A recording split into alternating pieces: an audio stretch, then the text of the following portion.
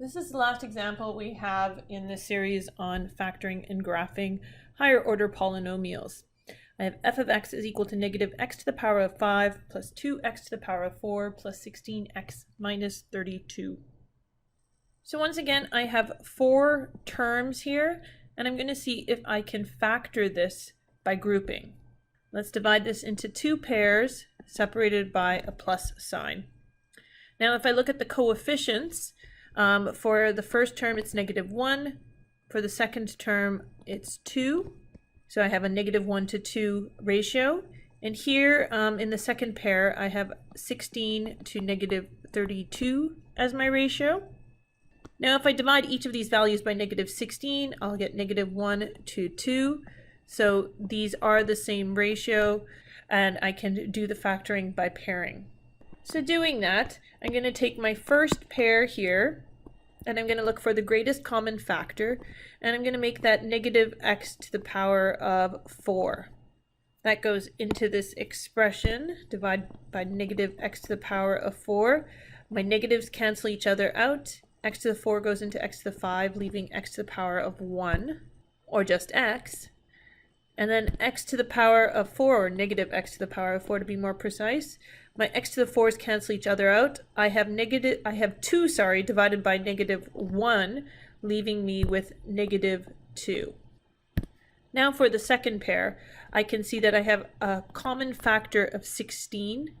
Now if I divide the first term by 16, 16 goes into 16, leaving 1x, or just x. And in the second term here, negative 32 divided by 16 leaves negative 2. Now I can see that I have x minus 2 as a common term, so I can factor that out. I have x minus 2 times what is left over is negative x to the power of 4 plus 16. Now let's see if we can factor this expression further, as it has an exponent to the power of 4. Let's rewrite this. So negative x to the power of 4 plus 16 is the same as 16 minus x to the power of 4. So now I'm dealing with a difference of squares, where 16 is really 4 squared, and x to the power of 4 is really x squared, all squared. So I'm going to use the difference of squares approach to factor that expression. But let's not forget that I first have my x minus 2, and then factoring this out as a difference of squares, I'm going to have plus and minus. The square root of 16 leaves me with 4 as the first term in each of these brackets, and the square root of x to the power of 4 leaves me with x squared in each of these brackets. Now I still have x squared in each of these factored terms, so I want to see if I can factor it even further. For 4 plus x squared, I've got squared x term and 2 squared, but it's a plus between them, meaning that this cannot be factored further. Now for 4 minus x squared, I'm once again dealing with a difference of squares. So that difference is the key, so I can factor this further. So now I'm going to have x minus 2 times 4 plus x squared, and now I'm going to factor this last expression in yellow. I'm going to have my plus and my minus. Now the square root of 4 here is going to be 2, so that's going to be the first term in each of these brackets. And the square root of x squared here is going to be x, so that's going to be the second term in each of these brackets.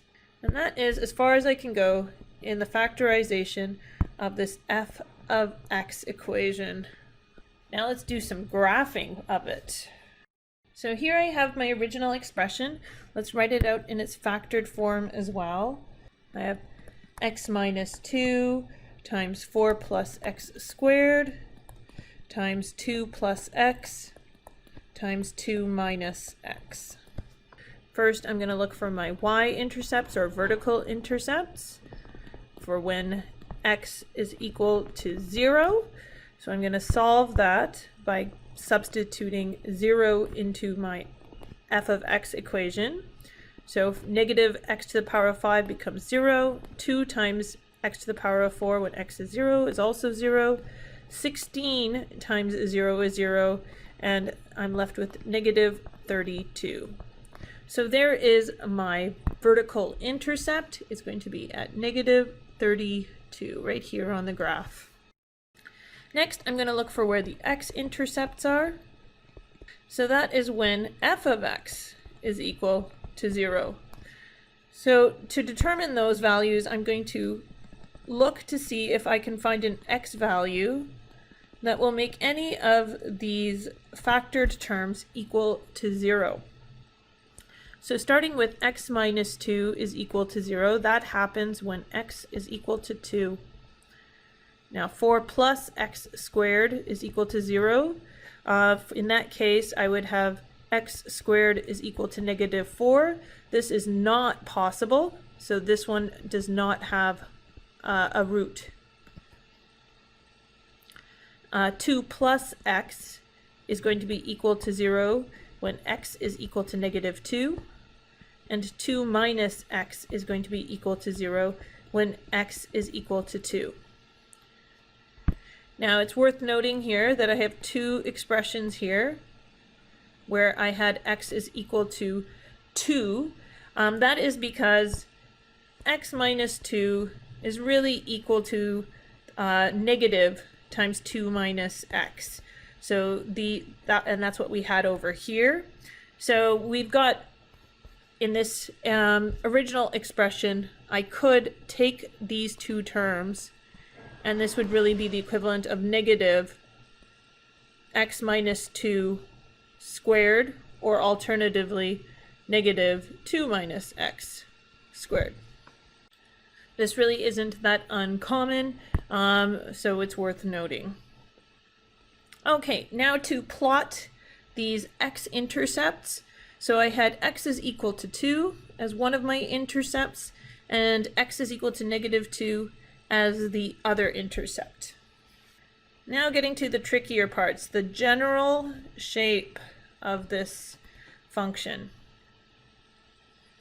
Okay, so we're going to focus on the exponent of the leading term in this polynomial, and it's 5.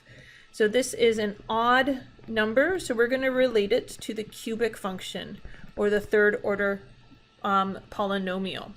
So with third order polynomials, I know that I'm going to start with the positive slope and end with the negative slope when my leading coefficient, that a coefficient, is greater than 0. Alternatively, if that leading coefficient is less than 0, I'm going to start with a negative slope and end with a negative slope. So what's going to happen here, because I have an odd leading exponent, this is going to define my end conditions. So the coefficient for this term is negative.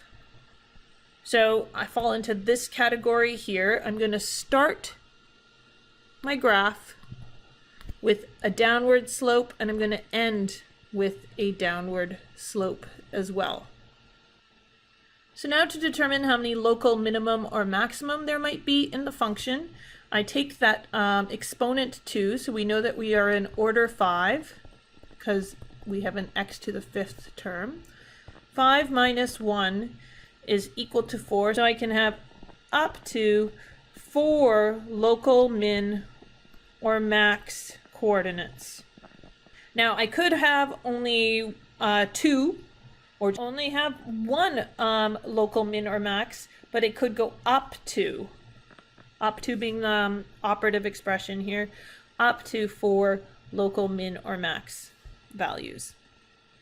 So let's looking at this function, let's try to approximate what this shape will look like. Now I know I'm going to start going down, and then at some point I'm going to come up through this. Maybe it would have been somewhere else, I'm just estimating here. And then it's going to go up over here. And this is where it gets a little bit tricky. Now, if I cross this line again over here, it's going to have to end going downward. That means I'm going to have to cross that x-intercept again. That cannot happen. But I do have an x-intercept here. Like, I do have this value of 2, 0 here. So what's going to happen here, and this is not at all uncommon, is that it just touches that 2, 0 coordinate, and then it comes back down. So there's the general shape of my function. Now I'm going to try to locate the coordinates for this minimum and this local maximum, though I do have an idea where that local maximum is. This process should validate that. So we call these the vertices, the local min, and the local max. So we determine these by examining the slope equation. So let's get the slope equation for us. So here I have my slope expression of negative 5x to the power of 4 plus 8x cubed plus 16.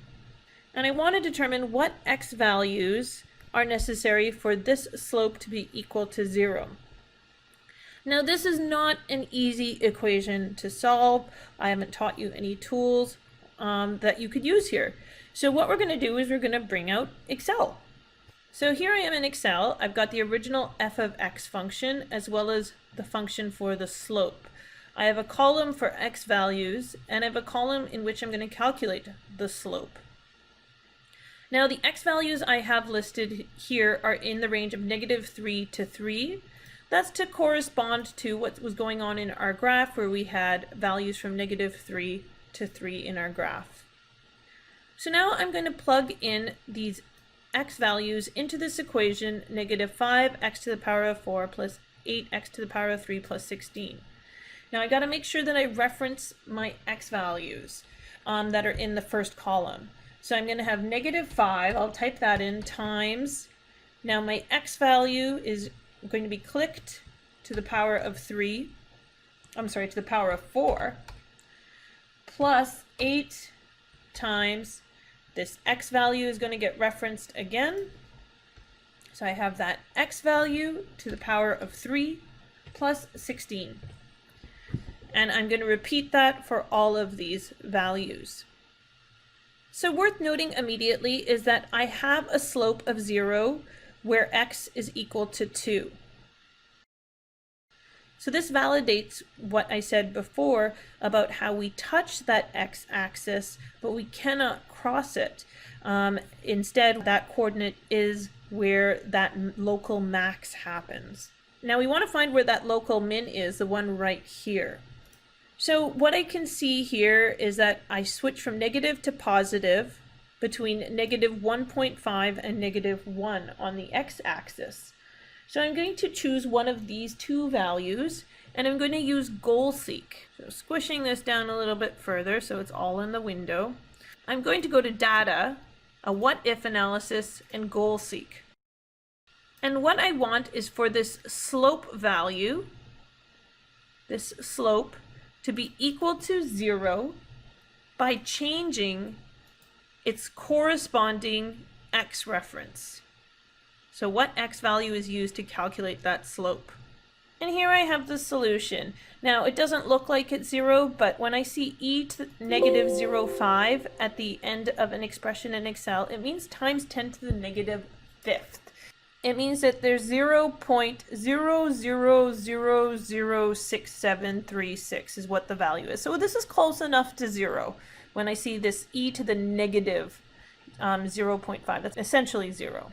And so this is going to happen when my x value is -1.0631276. So I'll use that value in calculating what the f of x value is. And while I'm here, I might as well just calculate it using Excel. So I'm going to make a column for f of x, and I'm going to calculate this using my formula right here. I'm going to have -1 times my x value to the power of 5 plus 2 times my x value to the power of 4 plus 16 times x minus 32. And I get a corresponding f of x value of -45.097. So now I can say that using Excel, I determined that the slope was equal to 0 at x is equal to -1.063 and x is equal to 2. And f of -1.063 was equal to -45.1. I can now plot that value for f of negative 1.063. Let's erase our old work. And at negative 1.063, I've got negative 45.1. It's going to give me a coordinate right about here. And now drawing my curve, I know I start with a downward slope. I know I'm going to have a minimum here, so I have to connect that. I cut through this y value. I have a maximum right here, so I connect that. And then it continues to go downward. I'm not really sure how far it goes down here. I could calculate that coordinate, but I'm not going to bother today. And there you go. We have our graph for this 5th degree polynomial.